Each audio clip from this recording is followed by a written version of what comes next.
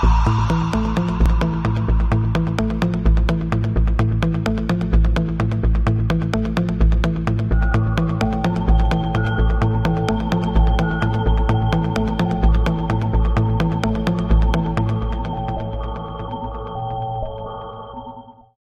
strongest correlation that I see is with Saturn is Chronos, meaning time, chronological.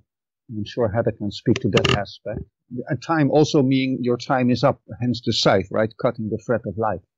Right. Well, but when it shadowed the Earth, there was the shape of a sickle in the sky, right? That's why it looked like the Grim Reaper, or what they gave the Reaper, the scythe. So it was it's very ominous. If the planet did have rings, that totally makes sense. Arguably, you can say, well, it wasn't that; it was actually the comet in the sky. You know, so other people have said that, but you know, it's not happening today. So this is all, you know, inference based on writings that, unless you're an expert, you know. Welcome to the September 16th edition of the Electric View. I'm Neil Thompson. Today we have Heather, Dave, Jim, Robert, Edwin, Buddy, and our special guest, Eugene Bagashov. We are discussing some Saturnian mythology, atomic and subatomic models, and modern and ancient philosophical questions. Don't forget to like and subscribe. He's the teacher too, by the way. I mean, just as far as symbolism goes. You know. Well, it's the brutal teacher. Buddy asked the question, why is it associated with the Saturn death cult? So the aspect of death is something, you know, that should be there. I don't have an answer for you, but... Right, and does the cube have anything to do with Mecca and the black cube there? Yeah. Well, I mean, and then you know, the Hasidic, you know, rabbis wear the cube on their forehead too. Yeah. So it's very interesting. And you know, highly alchemical, I would argue. You know, what they do here, and you know, Mecca with the spinning around. What is that thing that they're but the thing invoking? Is that, right? Can you please talk about the spinning around? I don't know what that is. In Mecca, they got. Yeah. I mean, this is where the pilgrimage is to Mecca, and what part of the ritual is. You know, the masses just encircle this cube for, you know, I don't know how many days. It's the entire. Well, there's a stone that's housed inside that cube. Mm-hmm. And there's some, you know, I guess it's like almost blasphemical to talk about what's in it, but I don't really know. So I heard it that like something fell from heaven and they enshrined it in there. You know, a meteorite. Yeah, allegedly it's a meteorite. This is it goes back to Abrahamic, where Ishmael and Isaac, the idea of like Ishmael and what is his mom's name coming to me right now, which is they were kicked out of they were kicked out when Sarah could have a baby and she had Isaac, Hagar. Ishmael and Hagar were kicked out into the desert and they had to wander, and they were, you know, and he was starving and he was going to die and he was dehydrating, and she put him behind a bush because she couldn't bear to watch him die. And God sent a sign, which I believe is the meteorite, right? And it landed in Mecca, and she said, we will go to this. She took him to that direction, and that's where Mecca was, and that's like their most holy site. It's where he found life again, like where he was raised up.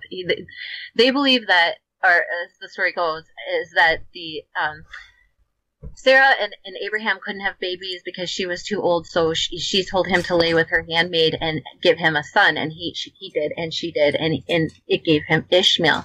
And then Sarah miraculously became pregnant, and when she became pregnant and their son Isaac was born, he was kicked out into the desert, like leave. And so they believe like the sacrificial first son is Ishmael that is kicked out, and that is their lineage, and they follow. Their birth heritage is that of Hagar and Ishmael, whereas the Jewish and they call me Ishmael, the gorilla in the cage, right? And then they went the other way with Isaac, and he like take Isaac up to the mountaintop and kill him, and I'm still not quite sure I've asked this a lot, and I still am not quite sure if they believe that Ishmael was taken to the mountaintop, but I don't think he is, because he's cast aside and he's kicked out. And then that's where they go. They go to Mecca and they pray toward Mecca because that's the most holy place. And I believe it's because of the thing that came down from the sky that gave her the vision to go there and to be saved. So is this a biblical story that this comet came down, or this asteroid, or whatever it is, or is it Muslim in origin or Islamic? In a sense, it's all three, right? That's why they're called the Abrahamic religions. Right. Yeah. This is where this 6,000-year window kind of thing is very interesting, because it's from one root. You know? Yeah. I never heard of it in the Bible, though. I never heard it. I know this story, but I haven't heard of the fallen object from space. A lot of that stuff was. They kick them out. Go ahead, Neil. I was going to say a lot of that is. I mean, we're mostly reading stuff from what was it, the 1500s, and more recent than that. So the Bible that we study, or that is considered, canon, is like 1500 years removed from supposed birth of Christ, and another 1500 years removed from that story, at least, if not another 2500, which puts this thing. We're basically hearing a story of a story, and of course it's been changed for political reasons, which a lot of that stuff, I mean, remember, and right up until the 1700s, they were telling people to take take any meteorites they found that they were worshiping and throw them away, because rocks can't fall from the sky. And that's what that's what they said, and so they destroyed all this stuff. So we've gone through purges of through our own ideology, which we've destroyed our own history over and over again. So whether or not this most recent, there's different versions of the Bible, obviously. So when you go before the Reformation, you could have like 8 different stories of this particular, the Isaac, Abraham thing, that story. So I'm sure that's what you're referencing, aren't you, Heather? One of them has the stones in it? Yes. Mm-hmm. Yeah, look up the Kaaba, Kaaba, and that's the stone that's in there. Okay. I think that it probably, just like there's a pattern on the north and south pole of Jupiter that we've noticed, I think there's probably a formation on Saturn as well. Yeah, Kaaba. Got it. Okay. So you guys remember not too long ago they released an image of, I think it was an octagonal vortices on the south pole of Jupiter. Yeah, dude. Go if you look at the image, it looks completely fake, 100% fake. Like I went back and I at first when it came out, I'm like, okay, but recently, like last week, I went and I looked at the picture and I'm like, oh my gosh, dude, this is Photoshop. So I don't know what to believe. It's tough. Well, I won't. Until I actually see it, I won't argue with you. But here's what's blowing my mind right now: Kaaba and kebabs, everything on a stick, in a line, and then we eat it. I wondered. Yeah. Sorry, the polar configuration as food. I made that up, by the way. I don't know anything about that. But that was when you said kebab, I was like, "What are you talking about kebabs for?" You went kebab. Oh, kebab. Oh, all right. But my first instinct was like, "What? This is food? What are we talking about this for?" Anyway, I do have. I'm going to see if I can locate Eugene. Did everyone got my announcement there on the Google map, on the Google Calendar thing? I'll see if I can locate him. It's pretty wild. You ever see Midnight Express? You ever see that movie? I saw Starlight Express. No, Midnight Express. It's about a guy who's who's in that? James or John Hurt, I think, was in it. But pretty famous movie in the late 70s, early 80s. But it's a guy who goes to like Afghanistan and he's trying to get hash and then bring it back to the States as a dealer. He gets caught and then he's in a prison it's either Turkey, it might be Turkey, but it's a Turkish prison. I think it was Turkey, but it's his like immediate just deluge of this hard Islamic, prison life. And, a lot of it has to do with this circling. They're in one of the exercises that they do is just, they go around and around in just this circular room and they just walk. I highly recommend it. It was pretty, it got quite a bit of positive acclaim at the time. The Night Express. I will look it up. Yeah. Oh, it says he's active now. He's typing to me. Oh, the walls too. When are we starting?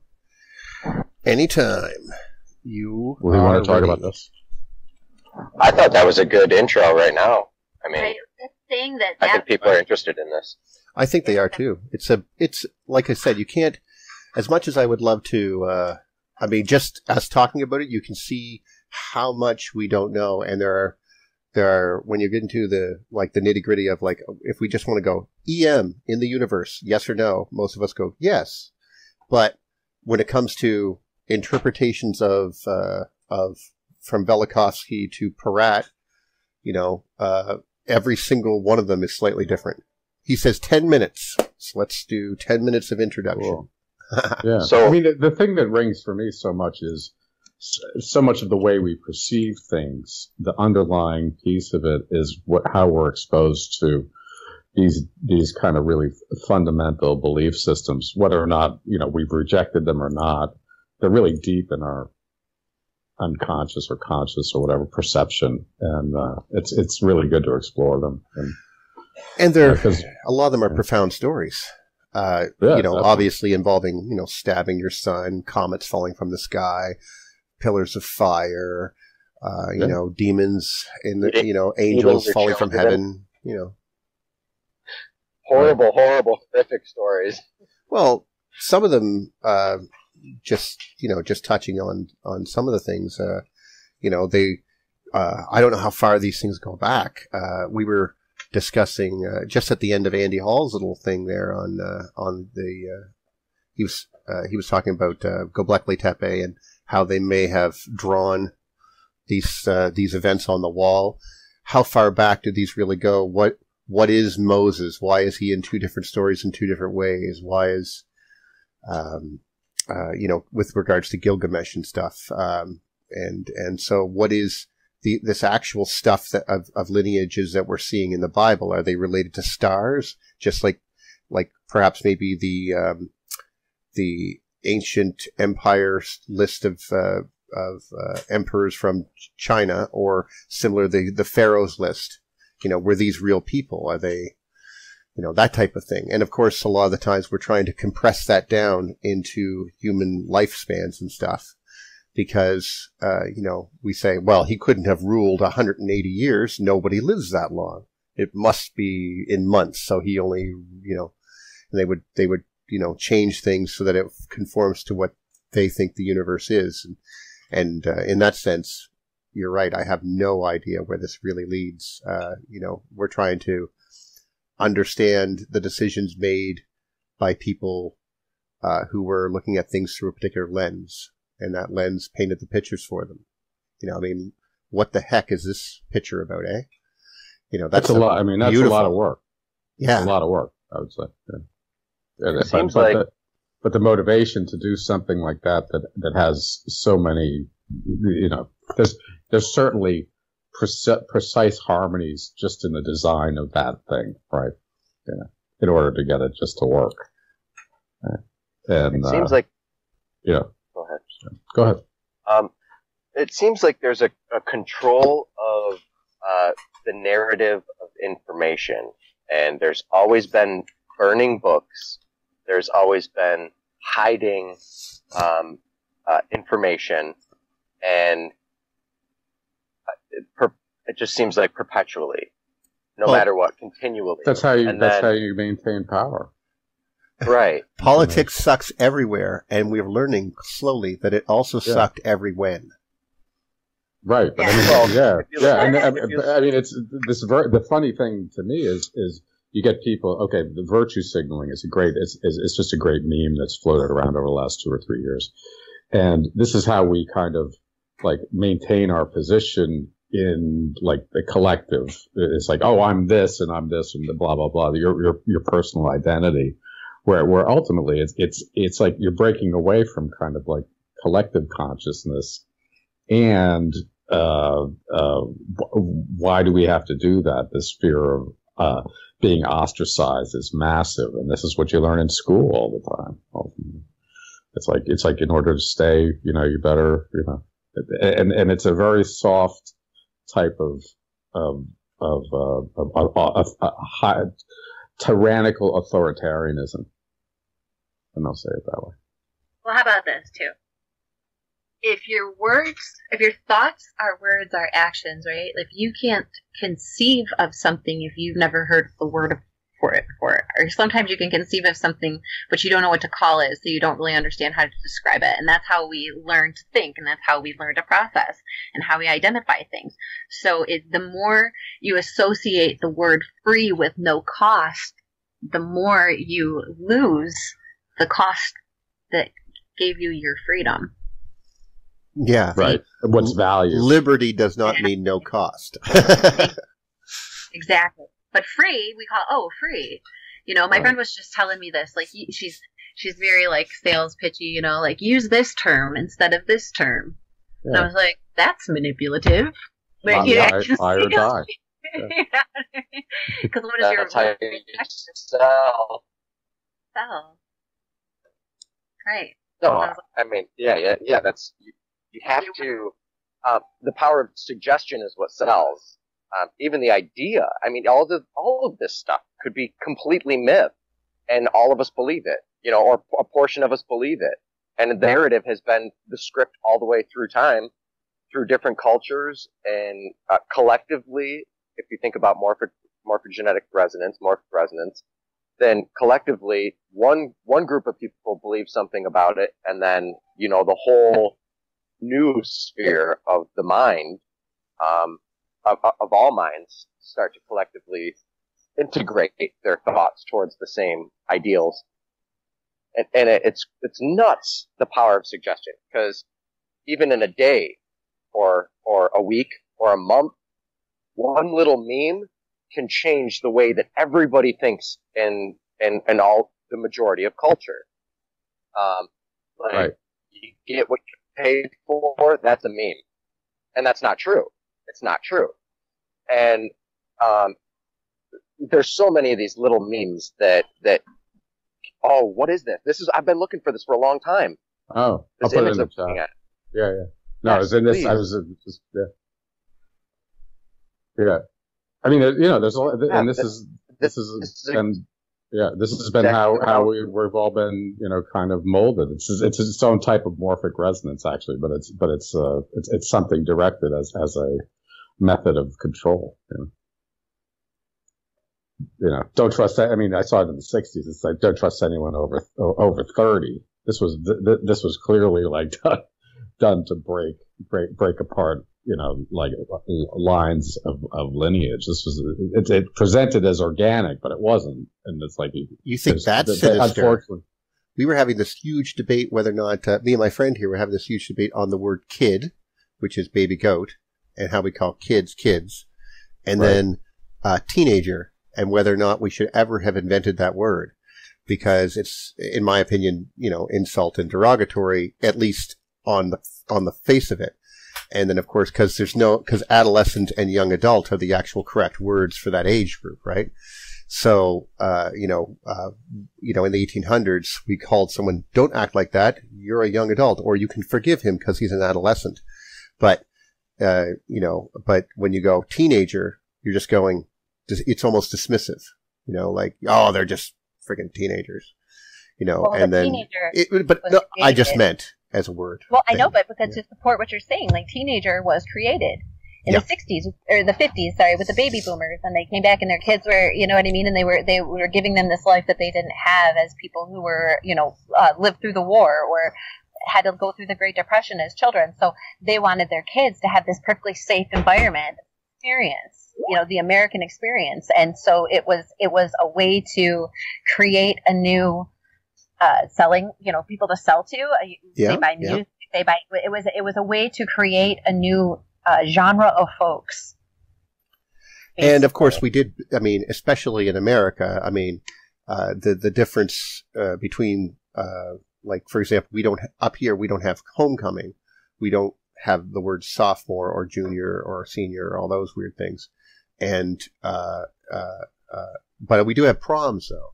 So there was a whole, thing that was sort of added to school, like, rituals and stuff, sort of like, but mostly in a way it was kind of like for the parents, cause it was like, you can go and see how good your kids are having it. Go and wax poetically about what you couldn't have.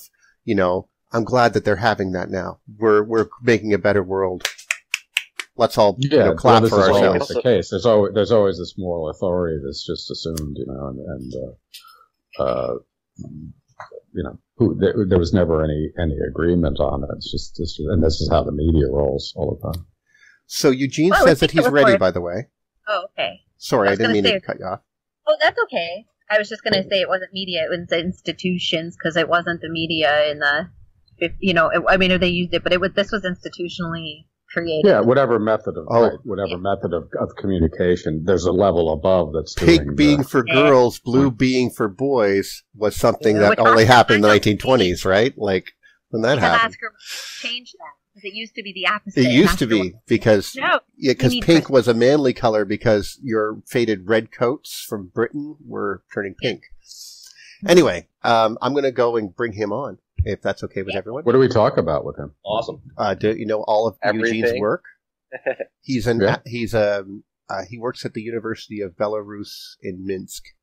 And is he there? He will be. I don't know. I'll leave it to you to give a good intro. All right. I shouldn't cough like that. Okay. Here we go. I'm going to add him in there.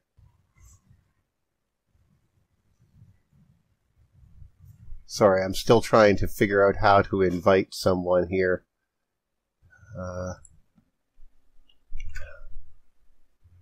There he is. Okay. Oh, have you seen this thing with the? I think a good topic is this. The shutting down of the solar observatory. That's pretty interesting. Oh well, I'm sure we'll have a wonderful chat about that. There's been lots of talk. Although there's just mentioned in the Suspicious Observers podcast today. Yeah, Heather shared that with me. The larger. I mean, the conspiratorial ones are kind of funny because. Some of them are from people who clearly have never left the United States. They're like, no, it's an entire conspiracy. They're going and shutting down the things all over the world so you couldn't look at the sun. I go, there is no way on God's green earth the CIA controls what's happening in, say, China, I mean, the bizarre thing is it's mainstream that is putting it out. This message is coming from the mainstream. Oh, there might be something going on, like I don't know what you would call it. No, but I mean, they're making, who knows? The FBI's in there, no one knows, and they're making a big mystery, but it's mainstream. It's not conspiracy theorists doing it. It's like, it's ABC. I've seen it on a bunch of sites, but they're all mainstream. It's not celebrity. About it. Yeah, it's like, but who's the conspiracy theorist, Well, I meant in the global, like, there's aliens in space type conspiracy, not necessarily like. Just putting that out as it's a meme, right? It's like, I suppose, shutting down solar observatory. The FBI's in there. Oh, no one knows why. Ooh, no one knows why. And it's like that's what they're doing that. The mainstream is, and it's like that's a big WTF, right? Because the Space Force will come save us. Yeah, it's what are you building? A dog. I love that movie. Wag the dog with Men in Black or something. You're combining those. 100% hot psyop. 100%. I'm a hardcore believer in Iron Sky. The Nazis are on the moon and they're riding dinos. So. And God, I can't wait to watch that next movie. Yeah, exactly. Hello. There he is. Hello. See, Neil, you should you see him come on and then you introduce him to the group. I just got him on the phone. Okay. All right. It sounded to me like he's waiting and hearing us just banter. No, I had to call him back twice. It's okay. Okay. He's here now. All right, that's good. Hello, Eugene. How are you? Hey, I'm fine, thanks. Have you guys been talking for a while now? Yeah, about half an hour. 15 minutes. Is it long? Yeah, it's been Understand a Skype while. all day. He's been trying to add you for a few minutes now, so we're learning the new Skype. Thank you for being part of the process. Yeah, that's quite enjoyable. I've been sort of disconnected from the community lately, and it feels uncomfortable. I want to be back. Oh, no, welcome. Welcome back. Yeah. Good to have you back, It's great Eugene. to have you on. Definitely. Thanks. I think you know most of the people here. Dave, all of us have been at conferences before. You obviously know me. That's Robert Hawthorne. You know him. And I don't know if we went on a geology tour together. Edwin, of course. Heather Stargazer wrote a book about the EU. Jim, of course, is the astrophysicist guy who's been all over the Thunderbolts forums for a long time. Buddy did the Doherty set stuff at the EU, and of course Dave did the VR stuff. So you're in good hands. I'm just a casual worker, I guess. I don't know, but still. Okay, nice to meet you, folks. So yes, yes, welcome. You've done some awesome presentations within the EU as well, and I like the fact that we've had.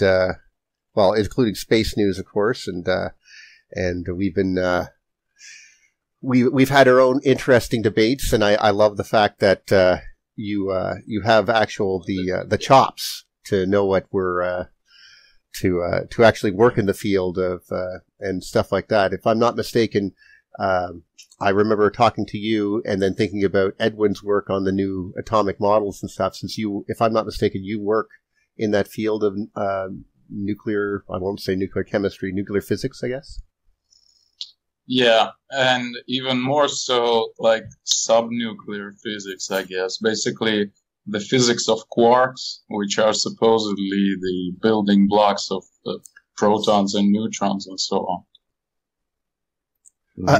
If neutrons exist, as we were having that big debate. By the way, Edwin, I wanted to mention this. Eric Lerner was sitting there showing a little presentation. He goes, and he went, "There are no neutrons." He was screaming that. I thought that you'd like that, but I'm not going to scream that for sure. Well, he did it for you. I have a little bit more elaborate answer to that, right? Well, yes, but he also has that big wild hair that he can use as an argument, like the Bob Rossian hairdo.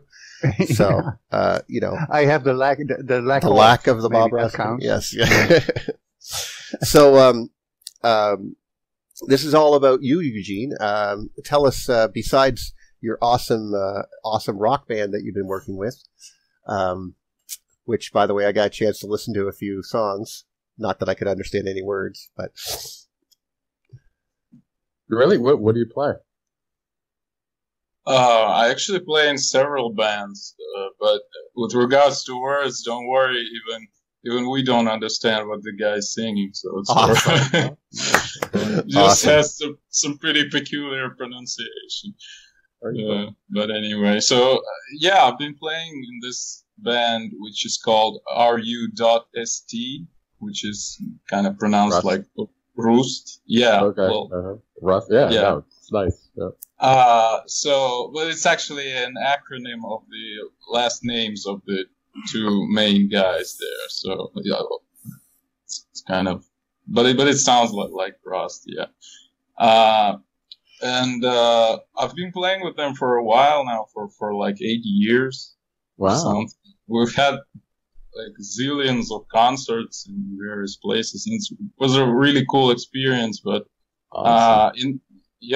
But in the recent couple of years, there hasn't been much going on with this band because, well, we're all kind of busy people with our professional lives, and some of the guys have families and so on. So Isn't that always the occasionally- way? yeah, sort of. We don't do it professionally, It's just like a way of having fun, basically. Right. Uh-huh. What instruments do you play? I play bass guitar in this band and also sometimes sing. Uh-huh. But I also created a new band like a half a year ago where we play strictly cover songs on like old punk rock music, like Sex Pistols, The Clash, Ramones, things like that. Boy. Yeah. So we have already a sort of a program ready, and we're kind of going to make a demo recording, but we'll probably soon are going to do that, and then we'll probably play some concerts also. Very cool. Yeah. Yeah. I have to check that out. Awesome. Most definitely. So what is as far as your areas of interest these days? What's the thing that's kind of piquing your interest? Would you say? I'd say it's actually philosophy mostly. Yeah. Okay. Yeah. Philosophy. I went into physics because I thought it would make me a better philosopher. When I was like 16 years old, I read a lot of stuff like Nietzsche and Kant and Descartes and stuff like that. So I already was this was my primary interest in life, basically. And from there, I went to physics, and it actually helped me a lot in this regard. Both philosophy helped me in physics, and vice versa. Right. You know, the one that's playing recently is the noumena and phenomena. That one's playing for at least me personally pretty strongly, where it's what we can perceive through our senses or instrumentation measurement, of an object versus the object as it is, And this is a very fascinating thing because you can never really, it's pretty clear if you think about it. I don't know if you accept this premise, but you can never really know the noumena of anything. Yeah, well, it's, there are different views on this particular issue. So it's if you kind of think that there is some sort of objective reality behind the phenomena, because I actually don't think so. But that's a huge tangent, I guess. Yeah, no, I mean we're all about like crazy tangents. So. Yeah, do it. Take it away. Yeah. Well, I just happened to sort of develop an approach that fits me today. Is that basically the knowledge, including philosophical knowledge and scientific knowledge, is basically the set of stories that we tell each other about the world, and well, basically that's it. And we wrap our experiences in these stories, and we tell stories to each other. That's what basically knowledge is. And from here, I don't see how you can sort of uncover the objective story. So we kind of we paint it ourselves, right? We project it, we kind of conjure it, we project it, and then that's what it becomes. Well, sort of. And the most interesting thing about this, it's all actually connected to the modern sort of philosophy and sociology of science. I've been reading about this also a lot. And where these ideas of mine sort of meet the modern theories and sociology of science is that you can organize these stories that we tell each other into networks, basically. So you can perceive the whole culture as as sort of a graph with multiple nodes, where each node corresponds to a certain story. And some stories would kind of reinforce each other and help each other, and they would form these, networks across all the body of the culture. And so, in such a picture, you can probably realize the concept of truth in some way. it wouldn't be like an absolute truth, but the one story would be sort of more true than another story, only if it can draw more of these networks, if it would be able to mobilize more resources, more other stories in its favor. And I do not mean only like scientific stories, like, for example, one can call a scientific story that all the world consists of particles, for example. This is one story. Then we have another story that everything consists of waves, for example. Those are just a couple of examples. Right. Those two stories kind of contradict each other, right? And both of them have their separate stories in support of them. Like, for example, those experiments with diffraction and interference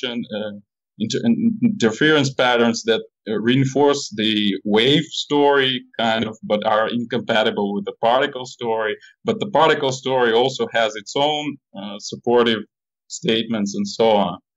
But if you dig deeper and deeper, you would kind of go into religion, into mythology, and again, the archetypes.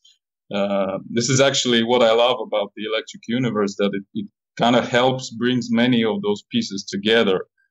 Right. It actually shows us where many of the modern ideas actually originate in some very obscure stuff from the past.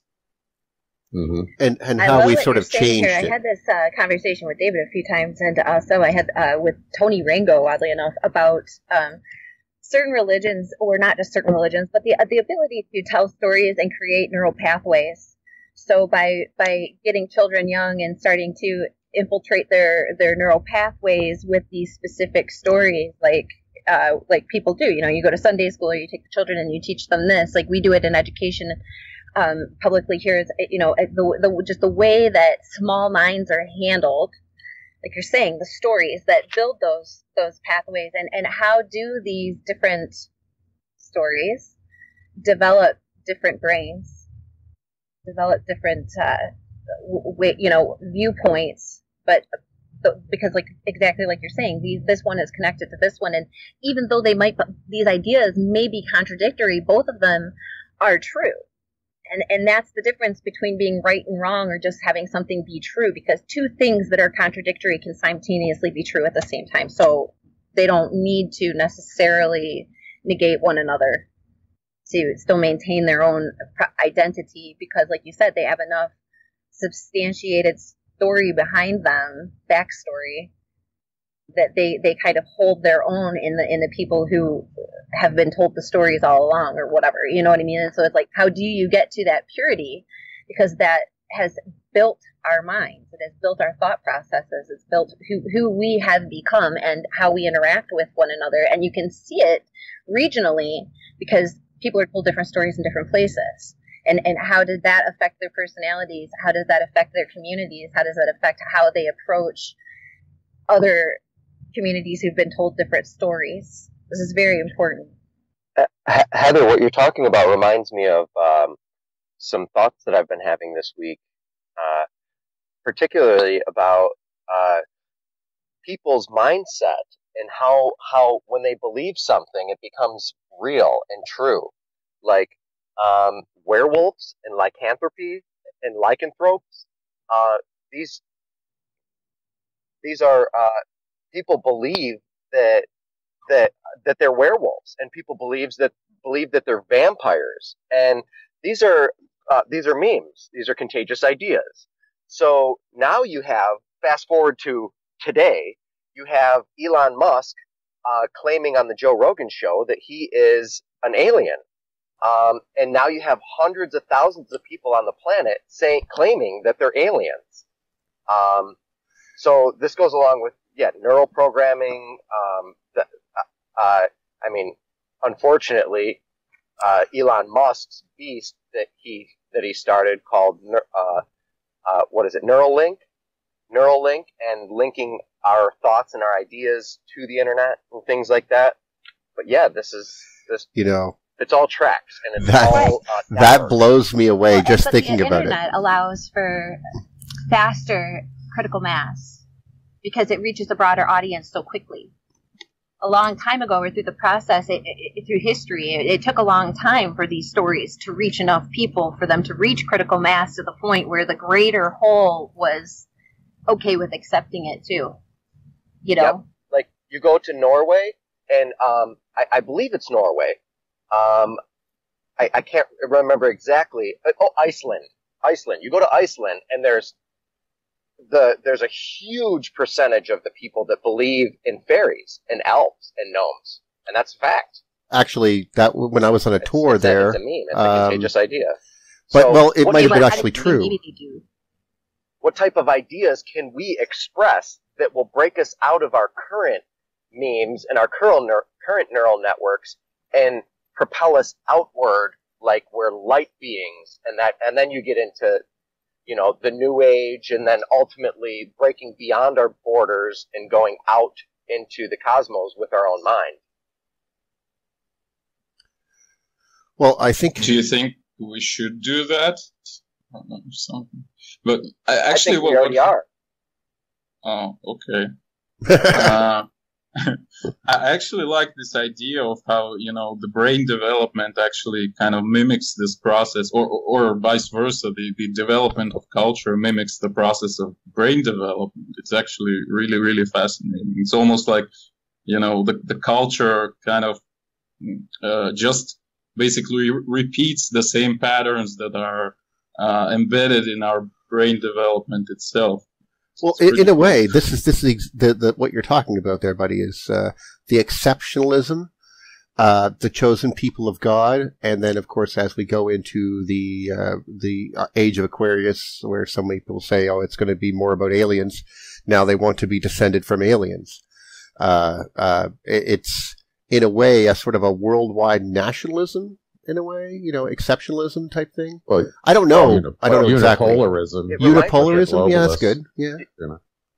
I don't know the exact word. You guys know who Edward Bernays is? He's a He bastard. is a character who, he developed Freud's very nephew, right?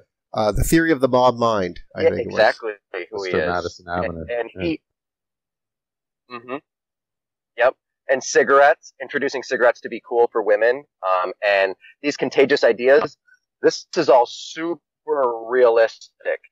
Now, all of a sudden, fast forward to today, and you have Eminem doing rap battles with MJK. Eminem doing rap battles together.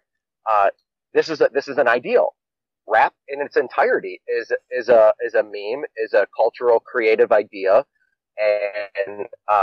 And it's getting back into where it was, where you diss each other back in the Tupac Biggie days, and it's going back to the 90s. And these ideas are cyclical.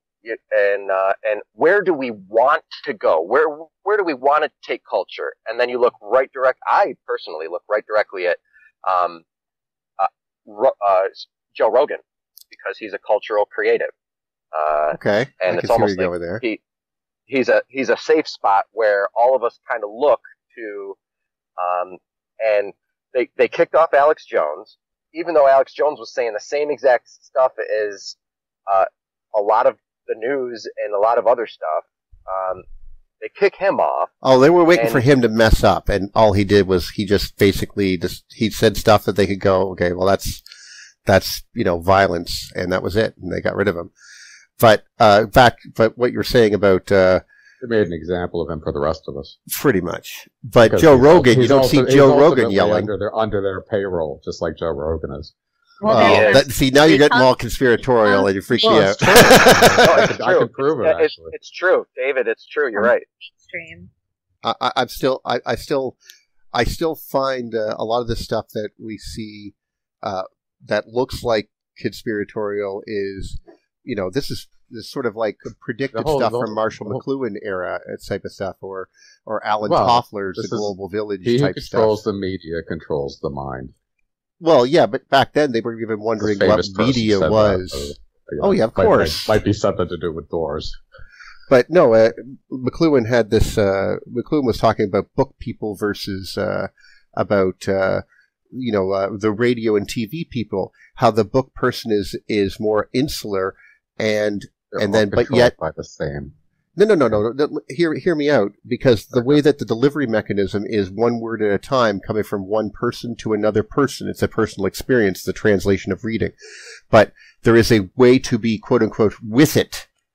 And that he actually turned he actually was saying, it was really weird to hear a guy from the 1950s talking to another guy from the 1950s, all in black and white, going, you see, they are with it if they are with the culture and this with itness. And I was like, wow, God, it's so weird to hear you guys talk like that. Yeah. But yeah, that's sort of, and that of course is the Bernays stuff popping in there, I'm sure, which had a big influence because it was just prior to this. I mean, 1950s, 1940s, 1930s. I mean, but still, whatever this is, it is what it is. Whenever, it is what it is. Whenever, not just wherever. Right? Like you said earlier, whenever. This shit's been going on since the beginning of time. This is nothing new. Like this is just how it's being done now. Yeah. How our abilities right now, how our resources right now can be utilized for such a purpose. And they get retooled, of course. Used for such a purpose. The point of the matter is that is like discussing how it's being done whenever, wherever. Okay, that's one thing. But I mean, millions of people have advertising degrees. Millions of people know how to sell you shit. There's tons of salesmen out there. There's tons of, I mean, that's the name of the game, right? To sell you something. And people want to be sold. That is like ingrained in us. We want to be enticed, lured, like, what is this? You know what I mean? And the more exciting, the better. And to live vicariously through these stories. So that's why like a lot of different filter what you tell your children, filter what they can see. I mean, a lot of it, of course, is to do with like decency and like how you ethics, right? Like how you view, what you value, what you want your kids, what type of person you want your kid to be, because you understand that at a certain age they are more receptive and they don't have the backing, the context to understand what they're receiving. You know, informationally, emotionally. So it's important to know what is being given to children, what is being given to us, what was given to us as kids. What did we know? What was, and so now like we're being very reactive generationally. We're being reactive to what we were fed. We're like, man, you know what? I am so sick of eating peas. You told me my whole life peas were good for me. And okay, peas, I can't stand them, which is a bad example because I love peas myself. But like, you know, like I don't want to eat this now. Kind of a like a thing, you know what I mean? But without identifying what it is like I said, at a greater whole, where it comes down to how we are programming ourselves, and that to say anything that you give anybody is that's looking for something like that is gonna build them. It's like our individual responsibility to feed ourselves, to nurture ourselves, and to put out a better information, a better like character. For any of us to get past any of this, you know, to understand, like that's what all of these things were to begin with, and that's what's perpetuating now. And like I said, the internet reaches an extremely broad audience in an instant, you know, and like Buddy keeps talking about the memes, and it's like, okay, well, all of this is there now. We're seeing things, and are they? Super but fast. Okay, but are they? I mean, the way that it's like now we have the ability to propagate memes. We as individual people, as the general public. Right. When we put something out that's that what they're strikes afraid of. Well, but it strikes a chord with the other people in the world when other people are like, oh, and then it goes viral, not because some influence of media, except social media. You know, things that people put out there that are like for themselves, and then like other people are like, yeah, you know what? That's funny because I feel the same way, or I get that, so I'm going to share that too. You know, and then it becomes like our tool for our selves, which we have to hold responsible for.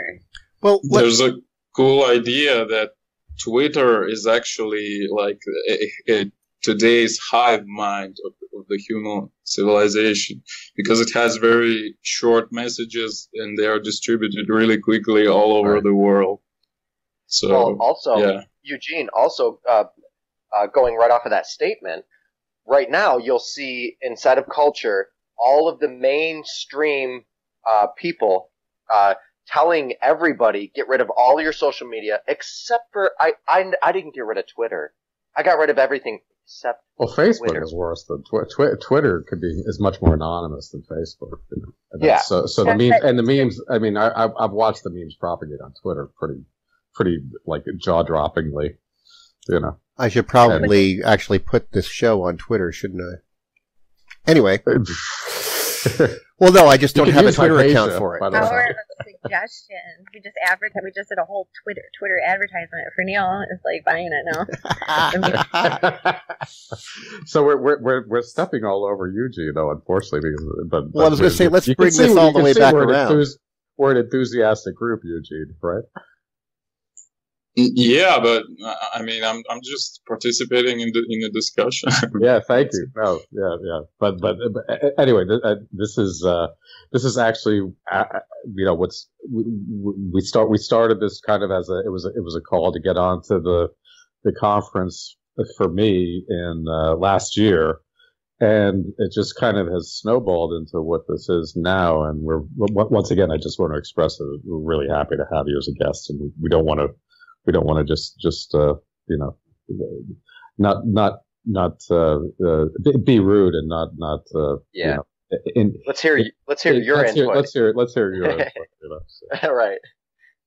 Well, yeah, let's just bring it back around. We were talking about this all started because of this talk about the Saturnian myths and the questions on how does things pass through history and how things get repeated. Buddy talked about rap, which brings us, which of course was talking about, which actually was invented in Scotland, believe it or not, a way of solving disputes without killing each other. And then we're bringing into the idea of the rehashment of the idea of us being special, the aliens, Nazis on the moon. Of course, we brought that up, and but really, it's a this feeling of perhaps searching for something more, the average man looking for something. And this is why we're all here, why we're all attracted to learning more about the universe and finding that sometimes it's a simple misconception that brings us to where we are. Was that a question? No, that was just a way of bringing the whole thing around back to you. And he blathers off into like outer space, and it's really not to pull you back in. So I will pull you back in. Hey, you pull him back in. I'll just show you. Show me how it's done. Okay. I'll show you how it's done. Okay. So we were talking about all these ideas are bubbling around and percolating, but one of the core aspects that I'm finding, and I think we're in harmony on this, is this philosophical base. And how does this relate to everything we're doing? I resonate with what you've said, because I find myself really intrigued and exploring much more deeply than I did in school philosophical ideas. So what you kind of began with that point. How would you extend, given now your exposure to everyone's energy, well, at least a little bit more? How would you extend like what you're seeing these days?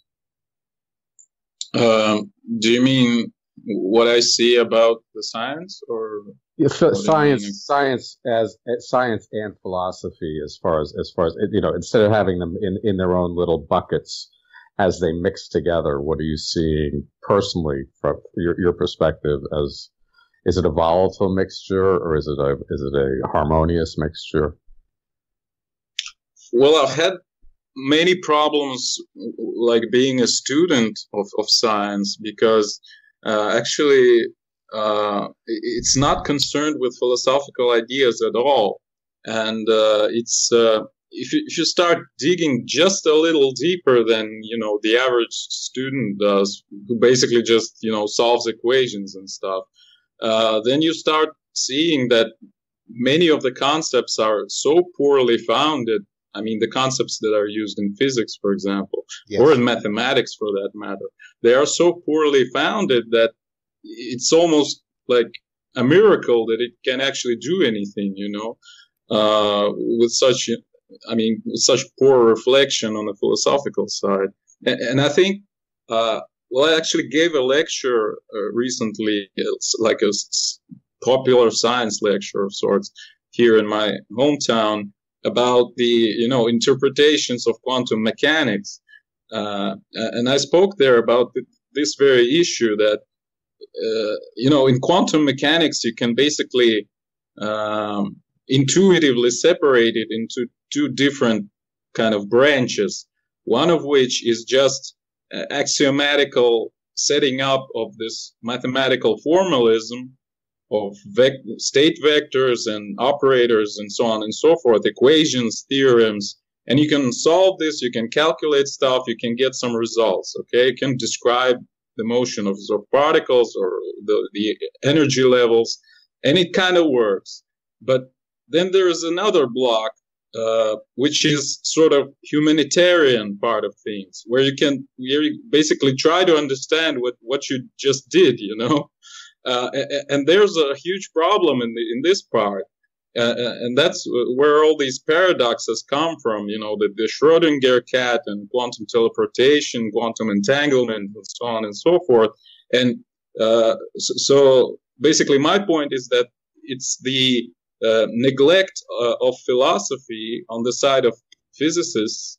I mean, physicists neglecting philosophy has led to those paradoxes, the inability to understand the very objects that they use themselves, you know, and it have brought the serious problem that even at this moment we don't have a coherent picture of the world, even right. Just from the standpoint of quantum mechanics itself. So we don't have a self kind of non-contradictory, self-consistent picture of the world based on quantum mechanics. Although we have quantum mechanics and it kind of works, we still don't understand how I mean, what does it mean? How does the world look like? And so on. And of course, there's a lot of negative consequences of that. Is, for example, lots of freaks come about and start, you know, rambling quasi-religious stuff and so on. Like, there's a whole phenomenon called quantum mysticism. How I mean, well, yeah, there's lots of room. Yeah. Lots of room for speculation, and it's precisely because physicists were neglecting philosophy for a really long time. True. And it's a gap that I'm not even sure that can be closed at this point. Right. I mean, if you look at the kind of foundations of things, if you go back a bit, the whole idea of natural philosophy, and there's a certain real strong appeal for me of looking at it that way as kind of a much wider view of it. You know, and the process of, you know, why are you doing it? For what purpose are you doing it?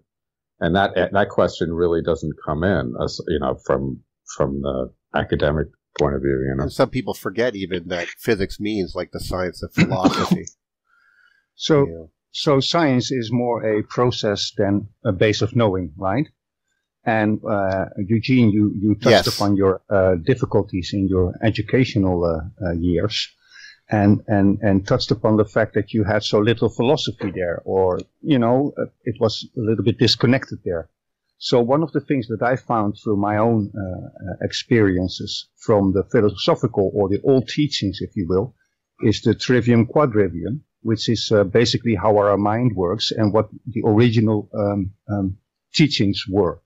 So in the trivium, you have the grammar, the logic, and the rhetoric, and that is the proper order. That means you start with the observations, then you look at the logical rules, like in science, physics, quantum mechanics, etc. And then you get the rhetoric, or the narrative, or the whole story, or the whole explanation, the whole book, if you will, right? The understanding. And nowadays, and I even see that back in the lower forms of education, and even in the higher forms of educations, we start with the narrative. We already know the answer. Then we go to the logic. Yeah. And then we go to the observations, cherry picking observations, if you will, to, of course, prove that our story was right all along, if you will. So that basically takes away the whole research, experience, the way it should have been done. Do you experience this the same way during your education, or maybe the field that you work in now? Well, what I experienced was that basically there was this approach, which I'm sure many of you have heard about, which is called "shut up and calculate." Yeah. Basically, it's not your you know, stuff to ask these questions. Yeah. Correct. Why is not a question.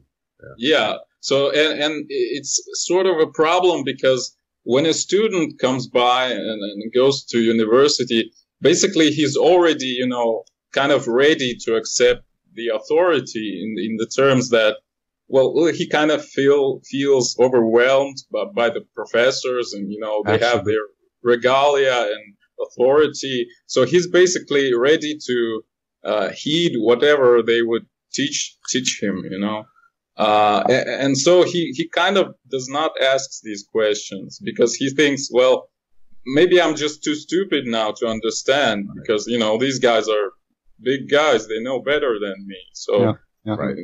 And even if he stumbles upon some difficult question, he might think, well, I'm just a first-year student. Maybe on like a third year, I would understand that. So he just follows along. And at a certain point, he just kind of gets used to it, gets used to the very uncertainty, I guess. I mean, the inadequacy of science to answer his initial questions. He just kind of forgets them in a way. Yes, that's and of what course I feel about it. Right, and of course the calculations you do, they work, right?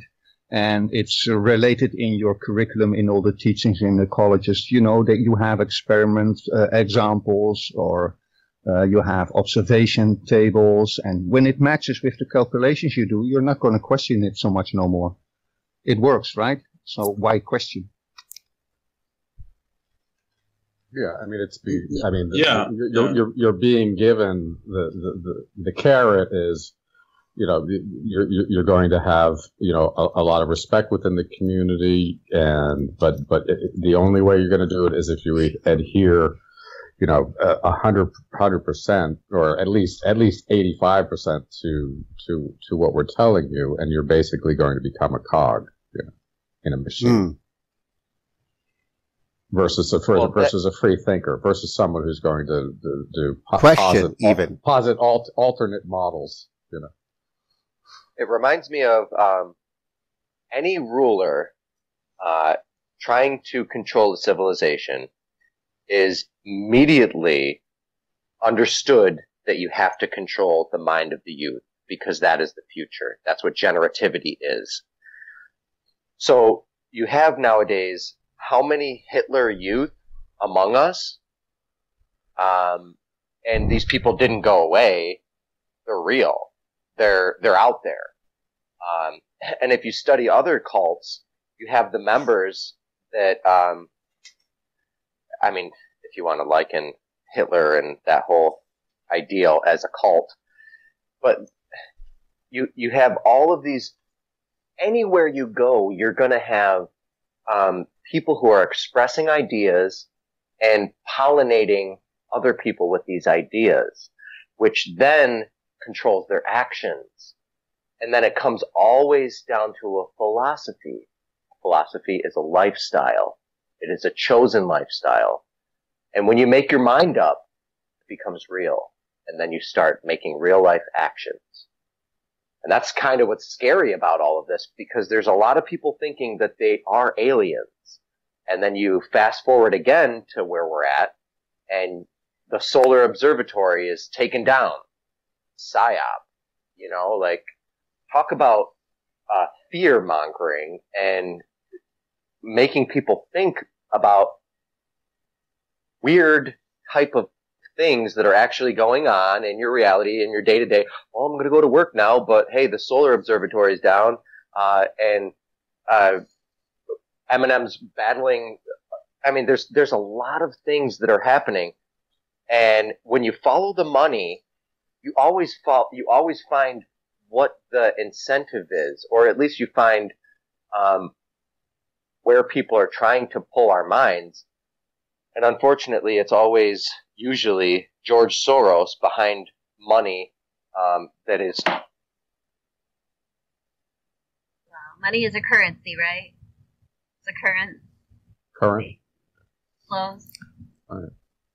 I just wanted to say that, Heather, you have such a sweet voice. I love hearing it. Yeah, no, she's a crucial component of our. Yeah, absolutely.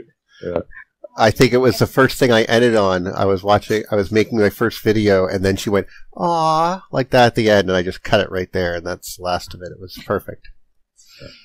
None of us guys can do that. No, not with any sort of emotional resonance. Not with any. There will be nothing compelling about it. No. It would be more like mocking, actually, if we get right down to it. It's like, "Aw, baby, you feel bad? Aw." Still. Anyway, so one of the things we started out with that was kind of interesting was discussing the symbol of Chronos and Saturn. So that was the beginning of our conversation today, and I'm kind of interested if that could lead you on any experience that you've had with what that symbol is and how it relates to like your studies and perspectives. Well, I don't have any knowledge of it basically outside of what is commonly known, let's say, among Thunderbolts community. So I'm not I haven't done any substantial research in mythology or something. So I can only repeat what I've heard there. But actually, there's a certain criticism of Thunderbolts from people like, well, actually, I don't know how to pronounce his names, like John Cook or yeah. Saturnian Cosmology. I don't. Yeah, his actual name is John, but he moved the N and the O for publication purposes. Yeah, there's something that gives me cognitive dissonance about that whole thing. He did that. Yeah, well, anyway, so this guy and Julian West, who's a kind of a follower of his, whom I really like his insights into many things. So they kind of criticize Thunderbolts with their, obsession with Saturn, basically, and ignoring the Jupiter, for example, which at some point should have been an important player in this whole, series of events, because, well, obviously, since it is here right now, it should have appeared at some point, and it should probably also lead to some catastrophes. Julian West is big on the Saturn myth. I've watched his presentation twice in personal presentations, and they were, very compelling.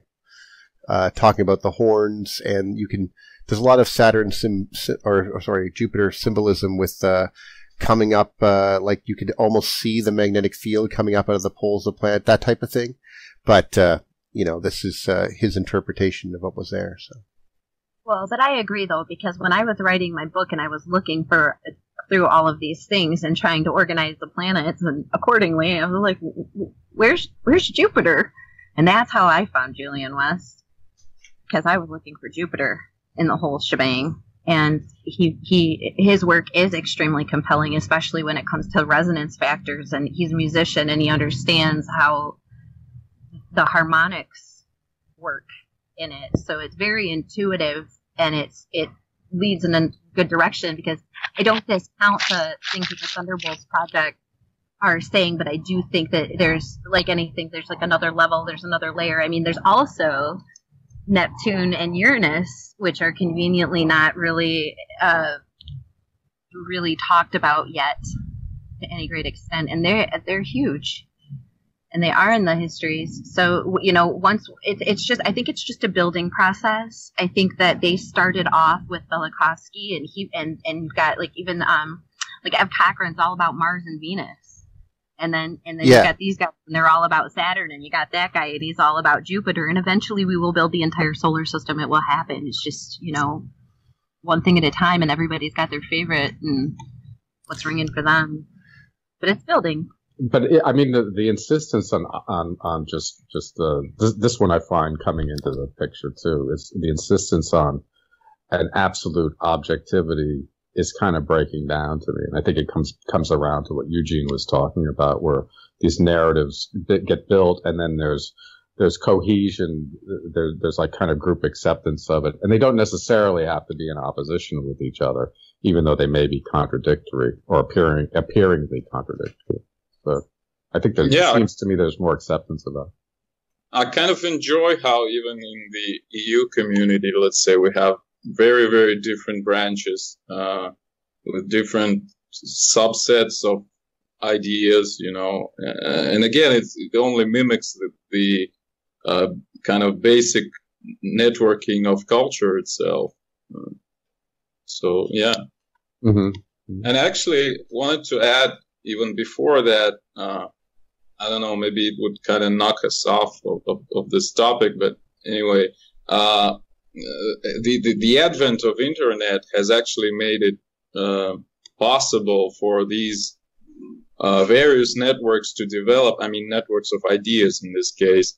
Mm-hmm. I mean, today, anyone who wants to discuss some idea might join with his or hers, with like-minded people, let's say, right. And they can develop their own agenda independently of whatever the kind of mainstream there is at the moment. And it's actually what it had allowed, I think, the EU community to exist in the first place. So it's really great that, well, I just love this analogy that, how the printing press has destroyed the monopoly of church on knowledge, because it allowed many people to publish their own books, not just monks writing them down, in monasteries. Right. So the internet now destroys the monopoly of scientific academia on knowledge.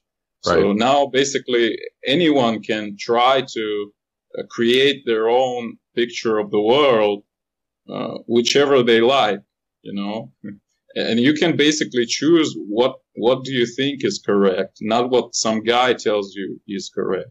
Right. I mean, just as far as something that's like an emancipatory thing, it's amazing. And I think I have a feeling it was kind of unseen by the powers that be what it would become, and it has become. Just this. We're talking about science and how kind of stuck science is, chasing its tail and navel gazing. The one thing that didn't happen was this just amazing exponential growth of technology, which is much more an art, basically. It's like, I'm going to build something. Oh, can I make it better? And that's the basic thing. That's the driving force. Can I make it better? Make it go faster? It's like a child, and that's what drives it. That kind of desire to do that. That's the juice that goes into it, and it worked, and I think beyond anyone's expectation. If you rewind a little bit, computers came about, because of having to count humans that we were going to kill. IBM had to, there was a problem. There was so many people that were being killed on the cards that they were going to very critically fill up maximum capacity of huge skyscrapers with these punch cards. So computers came about with having to add basically big computers. We needed big computers to get rid of all of these punch cards, and also that combined with fractal geometry, and IBM and Benoit Mandelbrot. That was 1950s, though, I think. 60s? A little bit after, yes. That combined with the idea of fractal geometry and fractals. That is the advent of computers. Had Benoit not figured out the Mandelbrot set, we wouldn't have these high capacity computers. I would attribute it. I hear the direction you're going, but it's really, yeah. You can go down as simple as just the fact that you can call a coroutine, and then just a routine, a subroutine, and then that routine can call itself, which is it's one of the things that you get exposed to. It's like that's the nature of what you're talking about. That's he exploited it for sure, going into the stuff that we've been so excited about with the Hope vibration and all the these different mappings of space. But fundamentally, just that thing, a routine calling itself.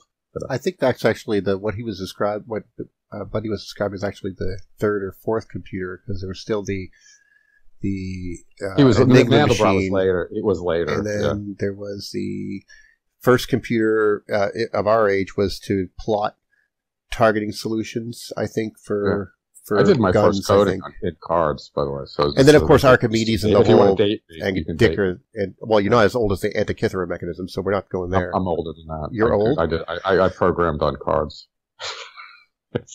What? You programmed on cards? I did. I started out with the Antikythera mechanism is 2,000 years old. I had a deck, and it was absolutely frightening because if you dropped it, it was gone. You know. Oh God, that would suck. But I've had it where there was like 600-700 cards, and it's just one line of card. You know. Really? But then again, many things start developing as weapons. You know, if you look at our exploration of space, it also started it from intercontinental ballistic missiles, basically. Yes. Right. So, right. What's that imperative? I mean, this has been there for a long time, and this is a real kind of the big question. Why is there always that imperative to, throughout our known history is to go in and dominate the other one? Well, George Carlin said it. It's the big dick foreign policy. That's why all the bullets and the missiles are shaped like dicks, and we go there and F with other people. If you just to get into like a extreme plasma catastrophe, if you wipe it clean again, right, and then start it over, does it happen the same way? God, then you're getting into Battlestar Galactica philosophy. This has all happened before and will all happen again. Right. Which is a way where we're sort of sharing our own tortures forward. This is very Velikovskian. It's the trauma of the past being relived and relived. I mean, in a way, that is what the whole rapture evangelical Christian movement is about. We must destroy the world because that's what we're supposed to do. And apparently there's been some Mayan things about the repetition of that. They went to war with each other, apparently, even though they didn't know why, because that's what they were supposed to do. Yeah, Robert Lawler talks about it. I mean, he's a pretty solid scholar, and he's talking about it with this geometry at the end of time. Robert Lawler and Sacred Geometry. Yeah. I highly recommend checking him out if you get a chance. He's a very interesting character. He brings in the yugas and everything, and but he did the Temple of Man, the Schwaller de Lubis. You may have heard this thing, but he spent 10 years doing the translation of this, and it's really, really fascinating what he came up with. What's strange is there's only two names that have come out of the ether, and I'm like in the middle of painting or like working on something, and then a name comes to me. Robert Lawler is one. And there's another guy that's head of the disclosure program, the alien disclosure whole thing. I can't remember his name right off the bat, but two names came to me really literally while I'm working, and he was one of them. So that's kind of cool that you mentioned that. Right. One of the things that he talks about is he did this big study. He got quite a bit of an acclaim for this book. But then he lived, and he presently does this. He lives with Aborigines, and he says of all the realizations that he's had or experiences he's had, he's the most enthusiastic about this because he's experiencing. They have like a collective conscious that they live under. They're very peaceful, but and obviously considered primitive, but in some ways, he's at least indicating that collective consciousness, which is based on, not having the separation between the individual and the external world, the Descartesian split, res cognizans versus res extensa, that's gone, and they all interact like they're part of like one organism, and he's a very soft-spoken person, but you can see how enthusiastic he is about it. He's enthusiastic about this book, but he's like super enthusiastic about this experience he's having with Aborigines. Well, there's a lot of stories down there too that, the dream time and so forth that would probably, just touching into their culture of any of these cultures, and you feel a deeper connection than you do in our current disconnected view. There's definitely attraction there, especially what it can tell us about our past. Mm-hmm. At least that's my experience. So philosophically, you were talking. You were talking about Kant a little bit, Eugene. What's your read on Kant, as far as like that whole avenue of high German? I wouldn't call it idealism, or would you call it idealism?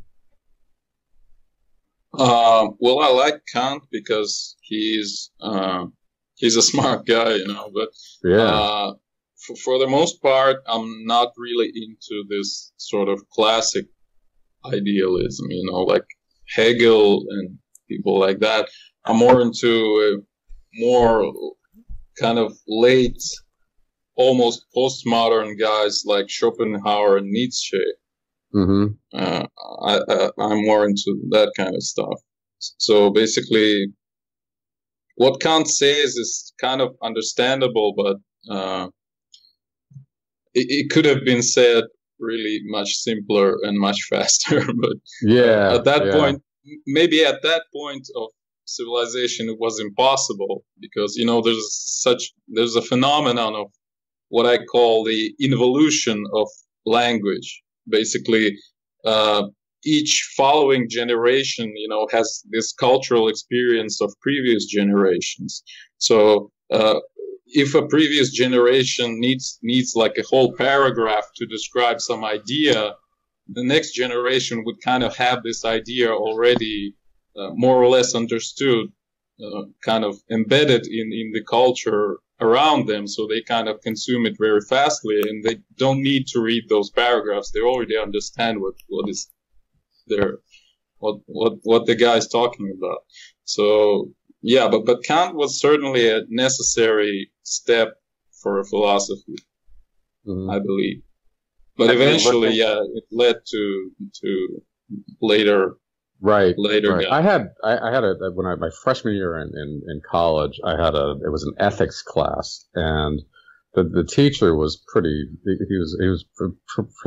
had quite a few feathers in his cap, but we had to read the Metaphysics of Morals, and it was like 90 pages or something like a real thin book, and it's like, oh man, finally I could just breeze through this thing. And it's like, and it's like 8 o'clock in the morning. So it's like, so the night before, it's like, oh, I'll be able to dig through it. And I remember sitting there for like an hour trying to figure out the first paragraph, and it was absolutely frightening because I couldn't figure out at all what he was talking about. It's like reading Shakespeare for the first time. You're like, whoa. Yeah. Right. Well, from my personal experience, and by the way, Nietzsche also emphasizes that the Germans are usually not the best thinkers in terms of clarity, at least. Mm-hmm. If you want clarity, go read French philosophers. They're really good at this. Mm-hmm. If you read Auguste Comte, the first positivist, he's actually brilliant. He's so great in his. Well, it was originally a lecture, so maybe it's because of that, lectures on positivistic philosophy or positive philosophy. I'm not sure how it's called in English. So it's just so crystal clear and so simple that you almost start to laugh when you read it because, everything just falls into place naturally. Right. But Germans don't do that. Yeah. Really the verb at the end. It's like, I'm waiting for the verb, please. Right? Yeah, something like that. Yeah. Well, Rupert Sheldrake talks about positivists, psychology and psychoanalysts. And before this, all of psychology was surrounded around negativity and bad things. And there was no positivity in it whatsoever. It was all based off of bad input, bad output, negativity, and then all of a sudden I heard this lecture from Sheldrake talking about the positivists and looking at things from a different perspective and a different lens, and it was a great talk. I don't know if you caught that, but it's definitely really good. Are you sure it's related to philosophy of positivism? Because maybe it's just the word positive, which means kind of, you know.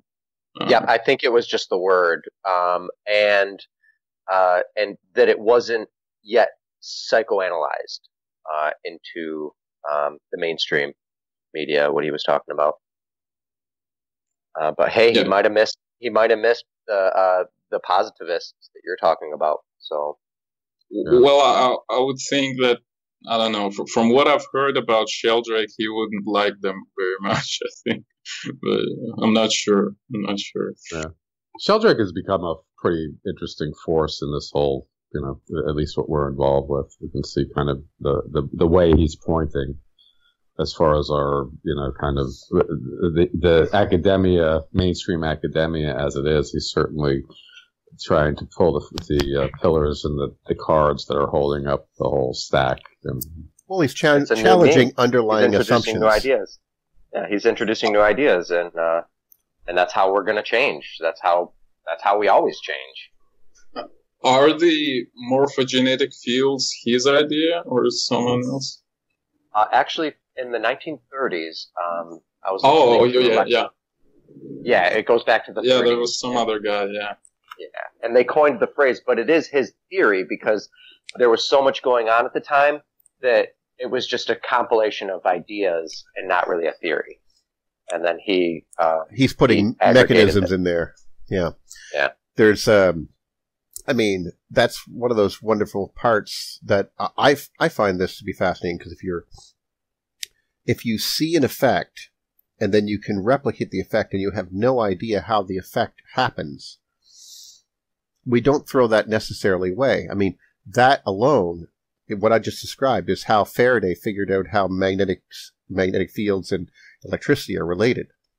It took a long time of playing around with this stuff until he was like, no. See, the moving magnetic field is what's going to create the electric current change.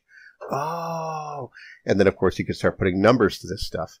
But this is where I think that someone like Sheldrake, if we think about Sheldrake being in the, let's say, 1840s and coming up with this, even though it shouldn't occur, there is a connection here because he can prove it over and over again, at least statistically.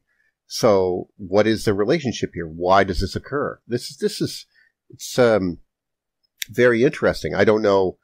I mean, I see that there could be an answer in the electric universe model, but and which is probably why he generally supports the idea itself, because, you know, you're not going to get that from strict materialist studies like, you know, okay, we have one proton, one electron, and they are physical particles type of thing, and you're going to probably not be able to solve his issues in that realm, in that philosophy. It's just not possible.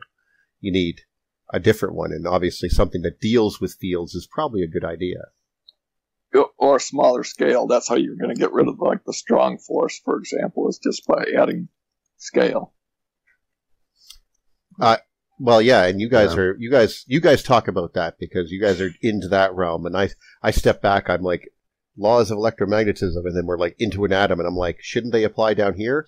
Shush. There's other things that happen down here. The relation of scale to time is the one that's like really like kind of loud to me personally. Well, in frequency. The question I've been asking myself today, and also a couple of days before that, is it's very philosophical, and I believe there is even no answer to it. Is if a particle is truly fundamental, like for example, we consider electron a fundamental particle, which is basically it cannot be separated into anything else, right? So if it's truly like that, then can it even have any, so it have no internal structure of its own, so can it even have any properties at all, you know? Right. Like, for example, it has spin, which was earlier considered to be like literally a spin of the particle itself, but quantum mechanics says no, that there's no spin, and also relativity, because it should spin faster than light and so on. Is this where spin suddenly becomes like a flavor? Is that what? Well, a charm flavor. Well, Lucky Charms? Currently, quantum mechanics just describes spin as one of the quantum numbers that describe the state of the object. But I've already emphasized the problems of quantum mechanics. It basically cannot solve the very basic. You cannot answer even the very basic questions that naturally arise with itself, with its own formalism. So, right. I don't think it can answer here. Right. I often use the term, and I've seen this a lot with academics, but it's the Rube Goldberg map where it's like they overcomplicate something that there's certainly an they're missing something.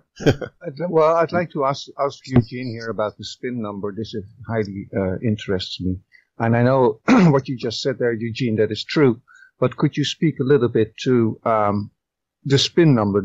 So the nuclear spin number, I believe, is correlated to observations, meaning magnetic moment of the nucleus. Is that correct? Yes, I think so. Yes. Right. So it leads to the differences in those two, in the observations and the calculated nuclear spin number. As you pointed out, it's a quantum mechanics number. So there's a logic system there. Can you talk a little bit to that? What your opinion is there? How do you see? I don't actually know what is spin, you see. Again, this is my question, is which I don't have answer to, is can a fundamental elementary particle without structure have any sort of spin? Because in the kind of a regular mechanical formalisms, you describe spin as the momentum, or no, sorry, I forgot the correct physical term. Angular momentum. Angular momentum. Yeah. So spin essentially is in units of angular momentum. So it's actually the motion, but it's the kind of internal motion. But how can there be internal motion if there is no structure? Can I ask? Or an outer field, I would argue. Where does chirality come into this? Because there is a definite spin, from what I understand, across the field. All things are spinning, and if you have a left-hand spiral and a right-hand spiral, there's only two ways to spin, and this is chirality. So all of matter and all things that matter produces, including milk, honey, anything else that animate objects produce, spin in one direction. Now, everything else in the universe is spinning in the other direction. All inanimate matter is spinning in the opposite direction. And that's chirality. So spin is inherent. So no matter what, you have to add it, right? Yeah, well, direction kind of depends on from which side you're looking on it, you know. If you're looking at the solar system from the north, then the planets orbit counterclockwise. But if you look at it from the south, they orbit clockwise. So it's kind of it's not such a simple answer to this. But yeah, you're absolutely correct that there is chirality both in molecules, like organic molecules. For example, it is known that the biological effects of the same molecule, like with the same chemical composition, but with different chirality, is absolutely different. So, for example, all of our proteins are kind of turned or screwed left side, so to speak, and so on. And it's also present in elementary particles. So there is also this property which is called chirality, which is again like spin. It's kind of intrinsic to to the particle itself, which raises basically the same question: why can it have some screwing, so to speak, if it's elementary? If it doesn't have any structure, it should be like a point. You cannot orient a point; it's just a point, you know. And I don't have any answer to this question, so we can also. I think we can say that, well, probably there is a structure, but then again, what is this structure? What is inside electron, so to speak, or any other particle like that, which we consider to be elementary? Could an electron, in your opinion, could it be nothing more, if you will, a dimensionless charge, if you will, instead of being a more or less physical particle? I don't know how to describe it better than that, right? But could you see it more as a diffuse thing? You mentioned it cannot be broken down into something smaller, and as far as I know, that is totally correct. But do you see it may lose or increase charge, for example? I don't think it can, but essentially, yeah, I think we can utilize a completely different approach and just kind of get rid of particles in the first place, you know. Yeah. We can just sort of look at the fields as, you know, kind of like an atmosphere or something like that. And whenever this atmosphere kind of condenses a little bit, this area where it condenses kind of behaves like particle, you know, something like that. I think it's volume related indeed, and it relates to charge, and there's something going on that you could call shells or layers or double layers or, you know, bubbles. This is just an alternative approach that might be actually a solution to many of these problems, but I haven't heard of successful attempts of doing that. What would be required, if you will, to make that successful? Another approach. Can you speak to that? Well, at least you would have to describe some of the, you know, basic properties, basic effects that are observed. And if you can predict at least one effect that hasn't yet been observed, then that would be a complete success, I think. Well, at least you need to explain what is already observed. But if you can explain something that hasn't been yet observed and would be observed, then everything would be in your favor, I think. Right. I actually remember one particularly interesting approach to these questions is it's unfortunately I forgot the name of the guy, but the approach is called Quantum Kinetics.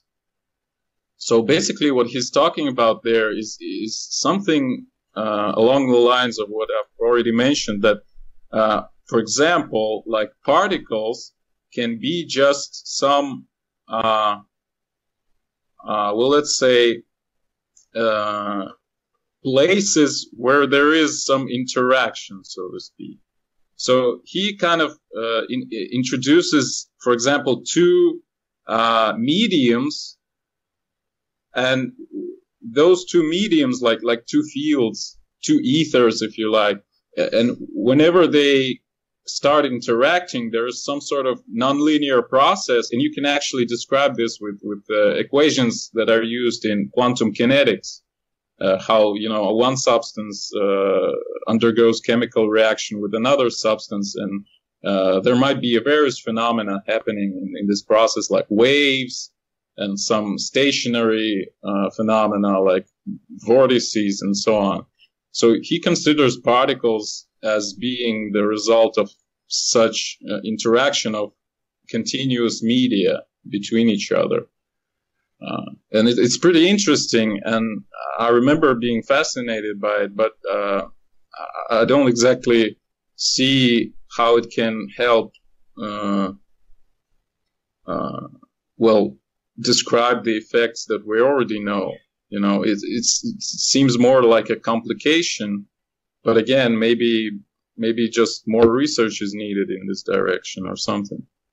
I'm reminded. Jim, do you have something? I heard you kind of interjecting there. Well, I just wanted to interject that if we take this idea that the universe is scalable, we can get rid of the strong force by positing, even at nuclear scales, that double layers exist.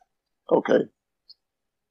And that seems like the trick. I mean, that answers some of the other questions Eugene is bringing up, that these supposedly point-like objects can't really be point-like objects. There has to be structure all the way down.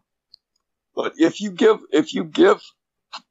objects like a nucleus the property that it can have a double layer, you can use that to explain the strong force without needing anything other than electricity. And to me, that seems like the way to start. So I'm trying to understand why you're trying to negate strong force.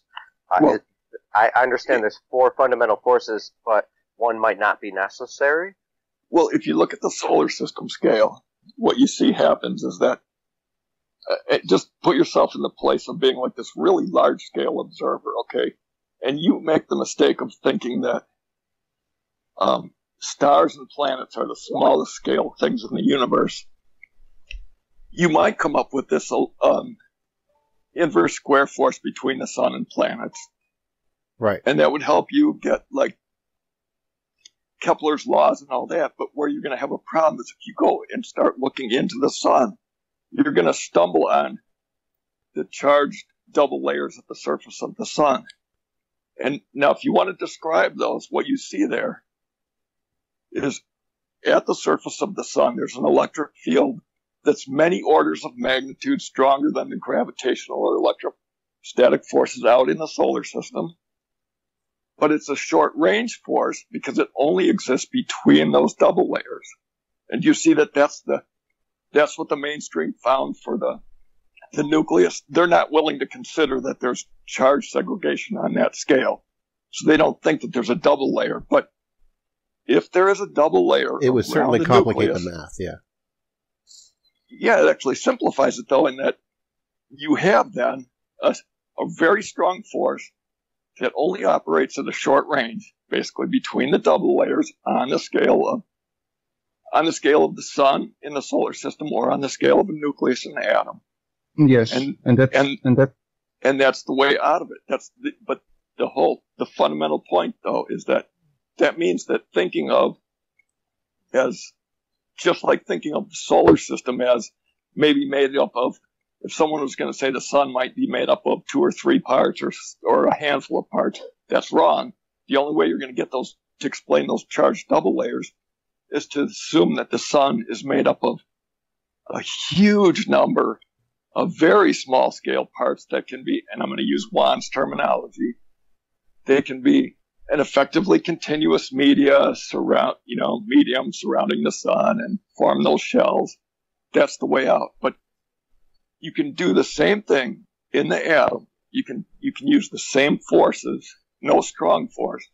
Just put a double layer with a strong electric field, and you've done away with the strong force. You've given it a finite range, and you've made it many orders of magnitude stronger than the forces in the atom itself. And that, to me, that's the way out of it.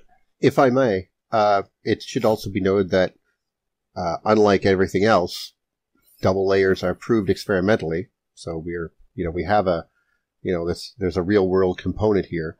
But I'm also drawn into thinking of Neil, can you explain double layers? This is just ridiculous. Please. Before we go there, I'd just like to interject that for the conversation as well, and then please, Neil, go, is that the whole notion about what we're talking about here is the concept of the new neutron.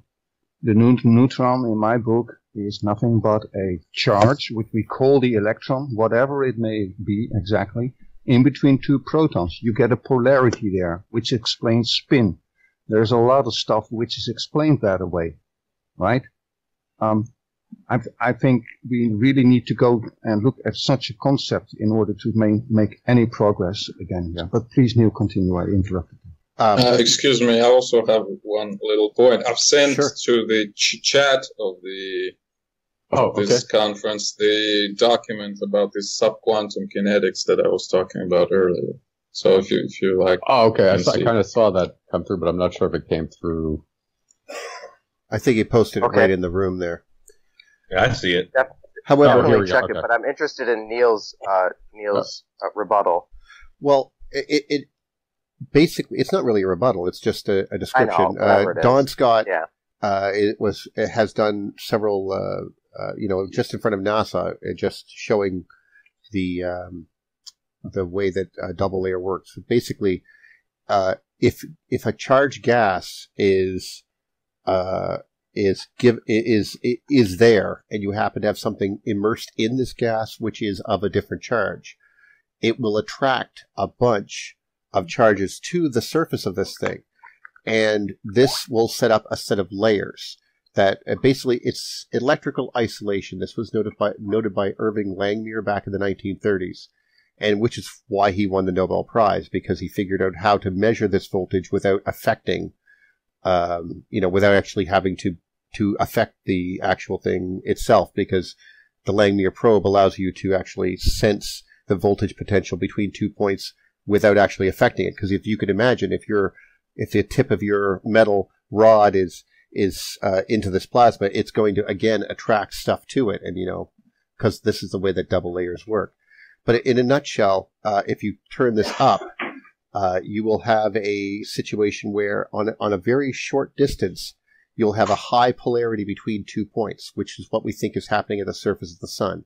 And it is pulling electrons in one direction and shooting ions off in another direction. And this is a semi-stable form, which will balance. And it appears to be something that also happens in electrochemistry, and it happens in just basically from low energy situations to very high energy situations. This seems to be a constant. This is the basis of what makes plasma cellular, and why the magnetic fields and so forth can lay claim to making things like Birkeland currents and so forth. So basically, this principle of plasma is what gives credence, so to speak, experimental credence, over and above what we thought was going to happen, just using the numbers that you would get from just looking at, say, Maxwell's equations. And so everything has a double layer, pretty much all nucleus at every. I mean, because in a weird way, yeah, in a weird way. Exactly. There's a potential, and that's the layers of the atomic structure. And it won't be even. That's the key. They can only layer. Layer because one's being pulled down and one's being pushed out. So that's basically, well, it's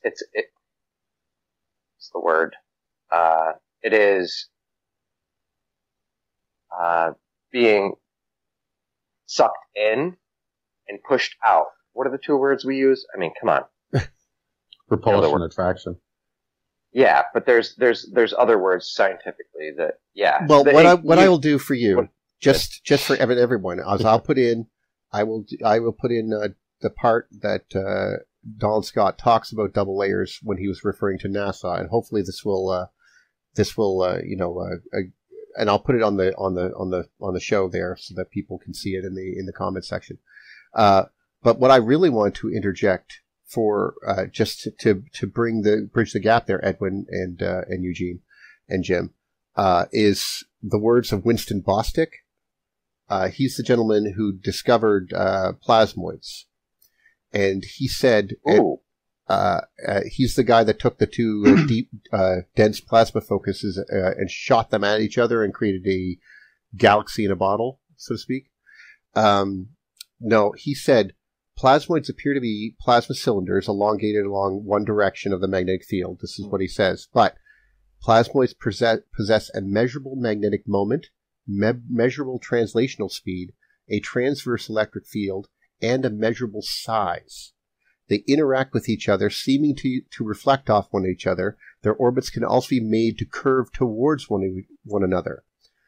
Plasmoids can also be made to smash into each other and blow each other into fragments. And there's some scant evidence to support the hypothesis that they undergo fission and possess spin. So, wow. So when compression. So double layers occur on compression and rarefaction, at the level of compression and rarefaction, right?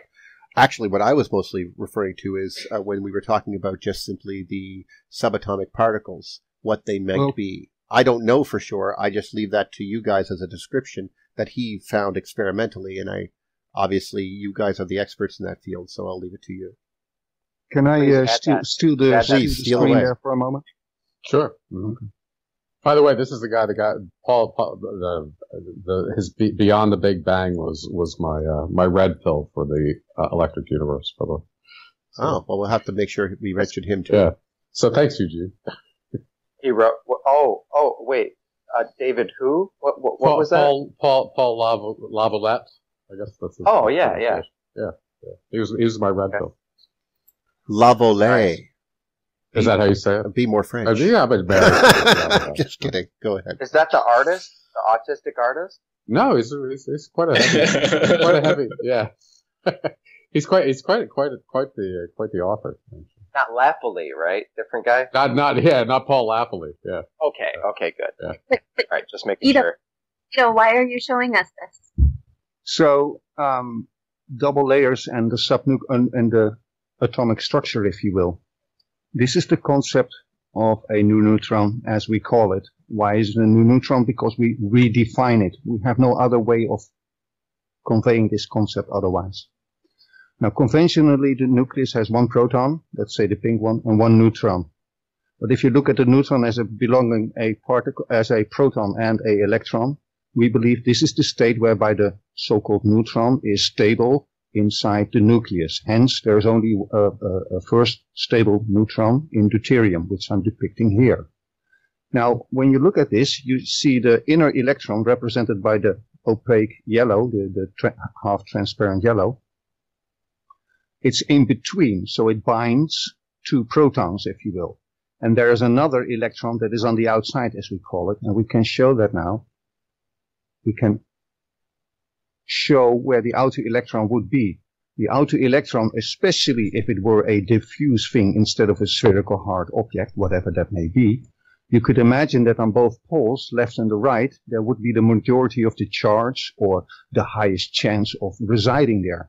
But if it's a diffuse thing, you get a shell around the inner shell, because the inner shell is the inner electron, and the second electron, if it were diffuse, I don't know, throwing this suggestion out there, then you would indeed get something of a shell around it.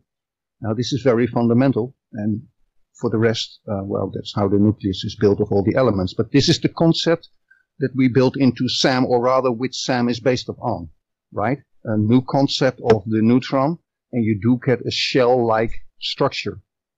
I believe we're trying, at least we're trying to depict the outer orbital, if you will, which is shell-like as well. So that's what I wanted to add here. But neutrons are a bit heavier than protons, so how would you explain that in this model? I mean, it would be kind of a little bit... Yeah, that's the mass defect that you're touching upon, which is a huge mystery as well right now. I mean, in this picture, it should be kind of a little bit asymmetrical, I guess, or not. Or those are kind of genuine protons.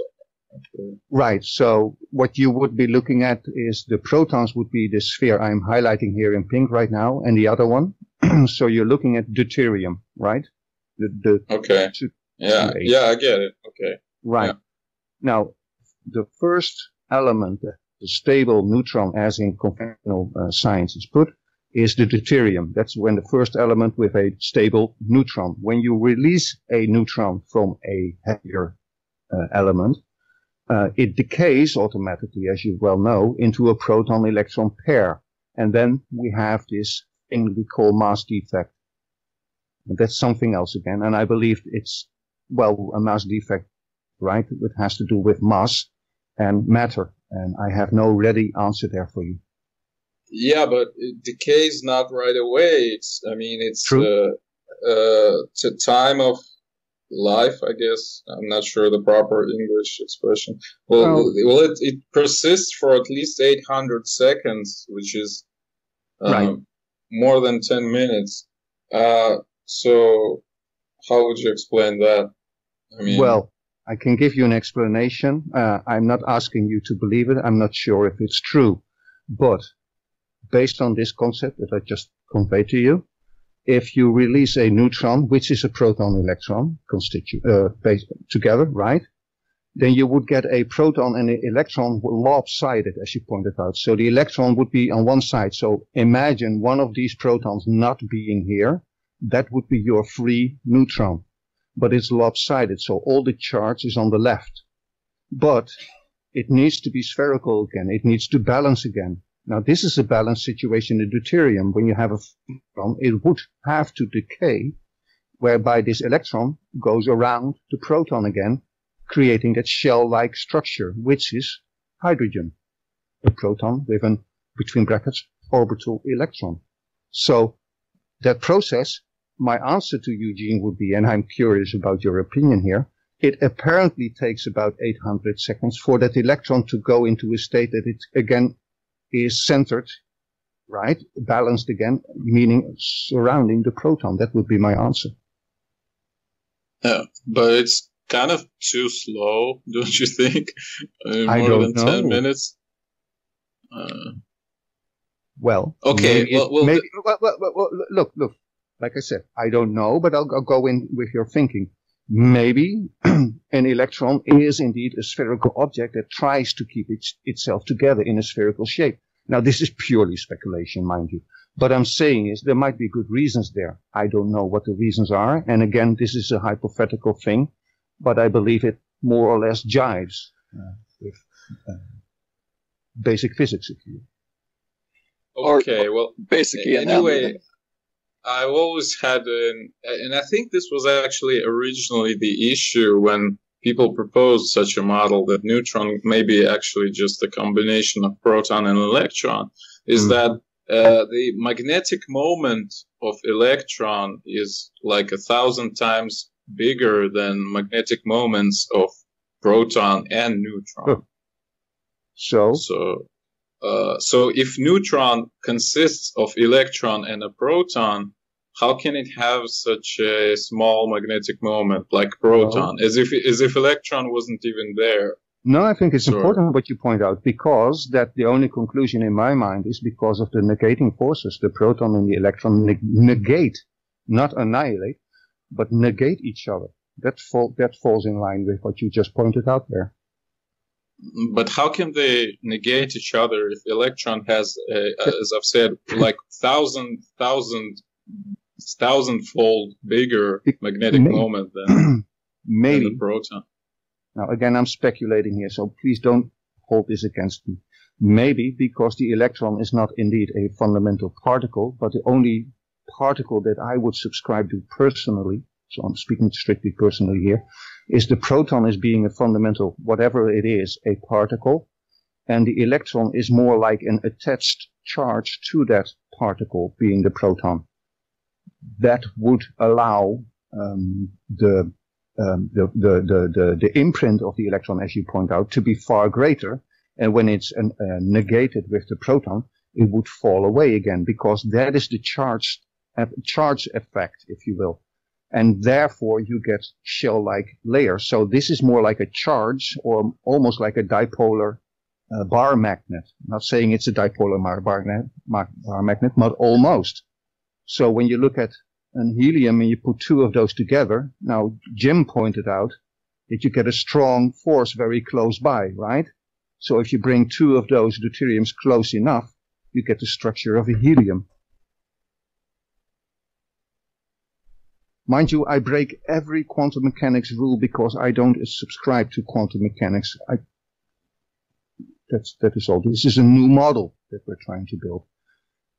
Well, in a way, it's... Although I'm actually a bit curious, maybe you can recreate something like that even from regular quantum mechanics. This is entirely possible. Yes, I believe so, Eugene, and I'm very happy that you say that, and I'd like to add that.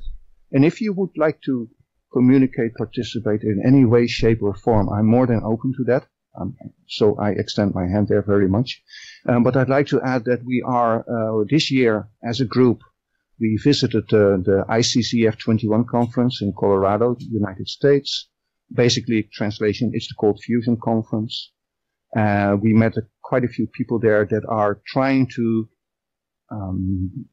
through calculations of binding energy and mass defect, as you rightfully point out, and this is the very high research topic, they try to find the structure of the nucleus, and they're trying to do that by basically thinking that one of the ways is that all the elements are based up from this shape that I'm showing here, so from a tetrahedron or the alpha particle, right? Alpha radiation.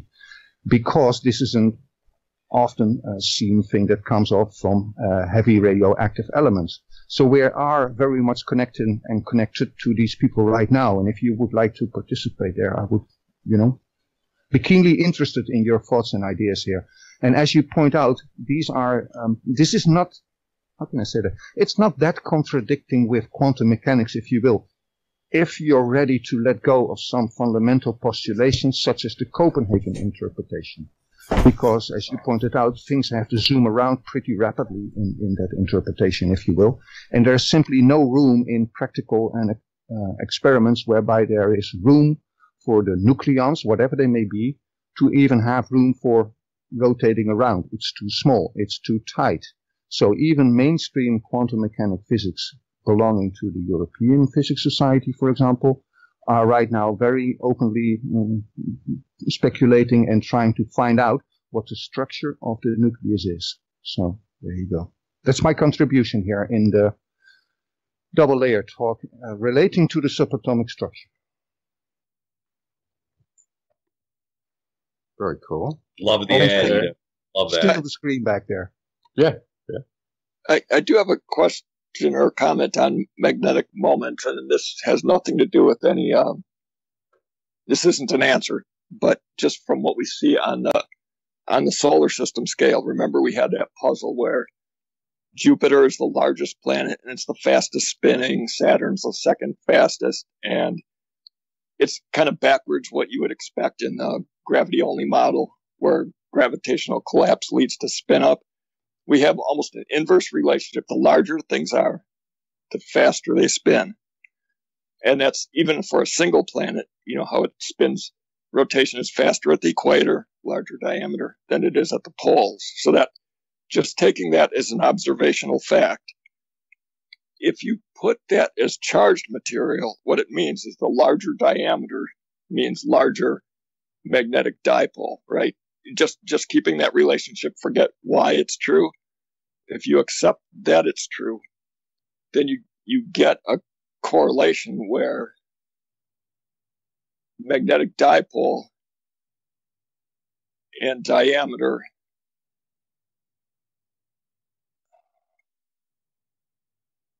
if we're talking about charge being distributed around a proton or around a nucleus, you're going to get that same relationship between dipole moments and diameter. I don't exactly get it, because the fact is that electron has much bigger magnetic moment. So you're saying that the electron is much bigger? Well, if you're going to take it as like Ito suggested, maybe consider it as a shell and not just a particle, then obviously it's going to have a larger, for the same amount of charge, it's going to have a larger dipole moment just from diameter alone, even forgetting about rotation.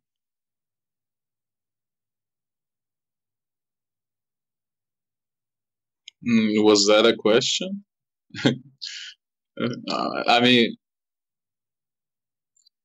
For you to ponder upon. Okay. Well, anyway, this image, just as far as like. I was going to say, Dave, show him how it's done. Throw another log on the fire here. This image I find really fascinating, just as far as looking at general radiation patterns. If you do an antenna, if you create an antenna that has a very similar scaling of a spiral going into the center, like this, it produces the same radiation pattern in the center. And I find that fascinating. Yeah, and you know that actually those kind of this hourglass thing on the sides, it can actually even be seen in like infrared, I think. Oh yes, they're called radio lobes. And also that's how we found DNA through X-ray. And also it kind of resembles the squatter man. Yeah, a way, yeah, a little bit, yeah. But just as far as scaling, the ideas of scaling this stuff, and I think that's really appealing, And then, once again, we see the time scale relationship. But you keep on going down into that, considering you're scaling that spiral the whole way down. What happens with the time, and then let's just break our barrier. I'm interested in the barrier of the speed of light, of course, but what happens at that barrier, and why does it change? And it seems to be a change there to me. A la Sheldrake. But what do you mean? What kind of change? Is there like the phenomena boom of sonoluminescence, etc. Those types of things. I was just referring to the speed. You have sudden bursts. I'm intrigued by Dewey Larson and reciprocal theory and that kind of stuff. What he's talking about, But he's definitely talking about there is a barrier there. There's a change, but it's something. It's a threshold that we passed. He's talking about. Well, there's a sonic boom and there's a light boom, and the light boom is exactly what you're talking about, which is implosion when you shine a laser at a bubble. What's the word? The word you shine a laser at a bubble. What? You know what I mean? Anyway. Sonoluminescence? Cavitation. Controlled bubble cavitation. Yeah. That's an yes. Yeah. So that's the barrier. That's literally the barrier of the light boom, like a sonic boom. You have a light boom, and the light boom is that. So. Well, I was just referring to Sheldrake's in his Science Delusion presentation, referring to the speed of light changing over time, and how to solve that problem they changed the way that they measured light speed, basing it on. I can't remember how they did it, but they basically sidestepped the problem so that you'll never notice it again. And they do this a lot with many other aspects, like the fingers of God problem, which belies a redshift issue and stuff like that. But as opposed to publicly announcing their follies, they sort of keep it amongst themselves somehow. I'm not sure how. They just don't advertise it, I guess. Maybe. Is that the term? Why would you? Why would you advertise things that don't prove your point? Yeah. Well, I screwed up. It's very difficult for us to announce that our mistakes. Well, although that's probably where we learn the most. Well, that's what I was about to say. If you don't actually examine these things, the anomalies in between that the data pops up and says, "Hey, there's an anomaly here," right? And they just basically go. They take over the wooden mallet and they go, I see it here. And they go, whack, whack, whack. There we go. All smooth. And they just ignore it, like it's gone. And that tendency is very prevalent. Something I'm not very, it's just not scientific right there. Because one falsification should say you're wrong, but they go, oh, it's a falsification, but only in that one instance. The rest of the time, we're perfect.